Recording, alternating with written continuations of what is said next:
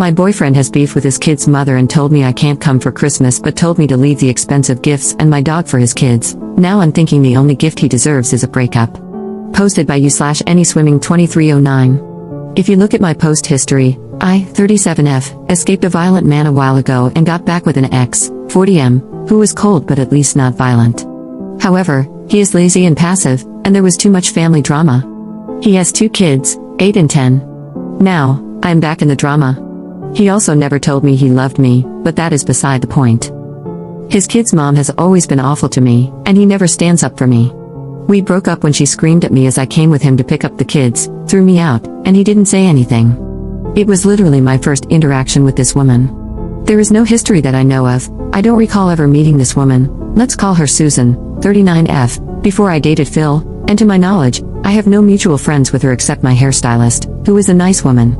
She honestly freaked me out, coming at me screaming during our first meeting. They have been divorced for 7 years, so it's not like it's new. Anyway, we are back together, and initially, I was invited to his Christmas dinner. I grew up in a cult and have no family since my disabled mother died. He knows this. Now, Susan is insisting that he cannot see the kids at all if I am there, so he asked me to find something else to do on Christmas. While we only recently got back together, we were together for a year before that, but again, no I love you, and I felt more like a friend to him. Sometimes, I wondered if he's gay and I was his beard. He doesn't drive, so he asked me to take him to the mall to shop for gifts. I bought expensive gifts for his kids. He wants me to take him grocery shopping, leave the gifts for his kids, and leave my dog so they can play with her, but then go away until they are gone. A friend kindly invited me over, so we are going to hang out, and now he says I am being dramatic and selfish when I tell him I am just going to get my money back for the gifts. Should I return the gifts or not? Edit. Thank you all for the kind comments, and really, the unkind comments were helpful in showing me what kindness looks like. To answer people's questions, I have only been free from my controlling, narcissistic mother for 4 years, even though we escaped the cult 10 years ago. So I am still really learning to cope. I am in therapy, but my therapist's focus has been to help me build and maintain relationships with people, so she tends to explain how to see things from the other person's perspective. Her suggestion was that I can leave but also maybe have empathy for Phil's lack of emotional intelligence and grow a thicker skin. I might need a better therapist. I was raised to believe I am worthless and don't deserve kindness. It has taken 3 years of therapy just to have the confidence to make friends and date at all. I told Phil that I am taking the gifts back, and he has been begging me to give him another chance. I am working on finding the strength to walk away. Relevant comments. Commenter. Who has primary custody of the kids? Ops response. Susan has full custody because Phil was involuntarily hospitalized during a manic episode a few years ago, before we met. She painted him as unfit because he's bipolar, and he's afraid to go to court. He also only pays child support erratically. Update 3 days later. I was shocked that everyone said my boyfriend was wrong. I really thought most people would be team baby mama and tell me I'm awful for not cooperating with being asked to leave expensive gifts and my dog for Phil's kids on Christmas, but leave the house, as I was not allowed. Because that's what most of my friends, okay, I have 5 friends, told me. They said relationships require work and compromise, and that Susan and the kids must always come first. They even suggested I help cook dinner for them. Most of my friends are actually my late mom's friends, women over 60. I started therapy when I was cripplingly shy, and to defend my therapist, it's only thanks to her that I stopped sitting alone in my house, totally isolated, and learned to connect with other people. While I appreciate the suggestion to be alone for a while, I have been super isolated most of my life, and dating again was actually huge progress for me that we worked on for months. I told my therapist that Phil crossed a line and that I don't want to save my relationship with him or my friends, I want to improve my self-esteem. Her emphasis has always been on avoiding isolation at all costs and learning to endure other people's imperfections. She agreed that this Christmas incident was really bad. I am still processing all of this. I am surrounded by people who encourage me to be a doormat, and I am still shocked by what others thought. I really believe that Phil and Susan were right, and 48 hours is not enough time to process that maybe my whole worldview is totally messed up. I went to my friend Mary's house and realized that she's maybe my only real friend. She didn't judge me, told me Phil is nuts, and we had a great time with her family. I left my dog with a neighbor since her oldest is nonverbal and can be unsafe with animals. I sent Phil a Venmo request for the money I spent on gas and gifts, and he paid it. Phil threw Susan out at 2 p.m. and begged me to come home. I got my dog back from the neighbor, took out the cheapest gifts, and he made his kids thank me and play with the presents, which felt very awkward as he tried to beg them to engage with me while they were on their phones. We hung out with his kids for an hour. Susan came back and refused to get out of her car. Now Phil is telling me he loves me, wants to marry me, etc.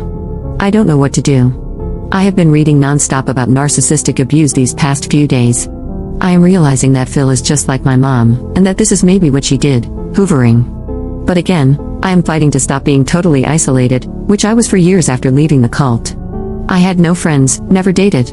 It's laughable how many people accused me of desperately needing a man. Phil is my first boyfriend, and we met when I was a 31-year-old virgin with no friends. So yes, being alone is grand, but I have been alone all my life and fought hard to stop wanting to be alone. Learning to talk to people outside of work topics, developing social skills, etc., has been a huge battle. I am not autistic, but I come across that way because after age 7, I was the only kid left in our cult/commune, and I have no social skills and prefer to be alone to an unhealthy degree. I don't know what to do. Maybe Phil grew a spine. Maybe it's hoovering.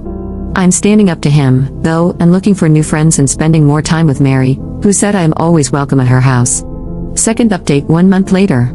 If you recall, my boyfriend threw me out on Christmas because his baby mama wouldn't let him see his kids unless he uninvited me. He expected me to leave behind the expensive gifts I bought for his kids, take him grocery shopping, he can't drive for medical reasons, and leave my dog with them to play with. I have a history of social isolation and abuse and only have one friend my age, so I had no one to tell me how bad this was and no other social outlets. Phil arranged a small Christmas gift opening for me, him, and his kids. He finally told me he loved me and wanted to marry me. He then offered to let me move in with him but soon after asked me to buy a sofa. A few days later, I was out of gas, he got out to pump it but asked for my credit card. He wouldn't even chip in for gas, even though I drive him everywhere. A couple of weeks ago, I noticed that I was missing kitchen knives. My utensil drawer kept getting emptier. I have a cleaning lady and figured maybe she put them someplace weird because she spaces out sometimes. She's sweet but more ADHD than I am, which is saying a lot. They were in Phil's utensil drawer. He had been stealing utensils from me. For some reason, that was the last straw. Today, I blocked him. Edit.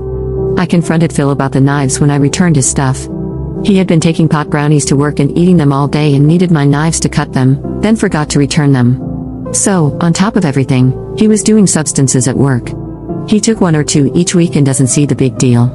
But I've also found empty food boxes in the cabinets where he ate everything and put the box back, so I think he's been stealing deliberately and will probably find more things missing. Edit 2. So apparently, this post made best of Reddit and also a YouTube channel. Questions and some lovely advice have come in. First, thank you for the kind advice and suggestions. I'm looking for a therapist who specializes in CPTSD. Sorry for the wall of text.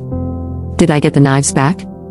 No, they are $10 worth of dollar store knives, and contacting Phil and risking him love bombing me when I am still fragile is not worth $10 of crap. He would probably lie and cause drama if I did, not worth it. I need to grow up/grow a spine/ I am so desperate for a man. I was raised to believe that I cannot survive on my own. This was taught to us by our leader, an older woman who preyed on lost younger women and ran a small commune. My mom told all her friends that I wouldn't make it on my own and that they needed to watch out for me.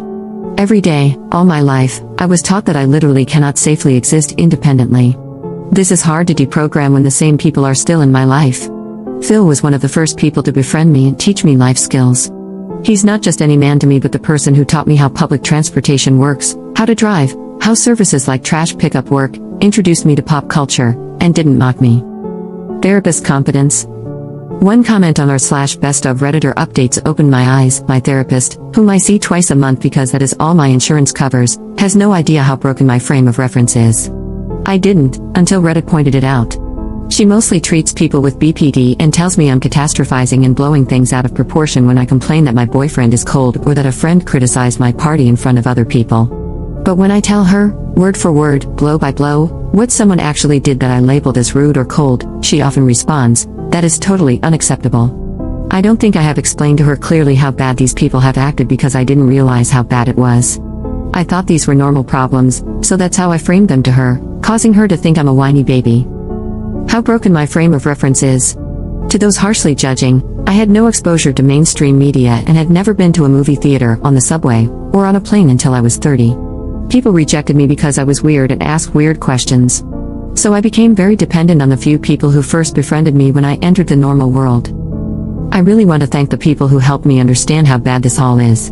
I don't know exactly where to go from here, but I joined a crochet group, and I'm getting a second dog.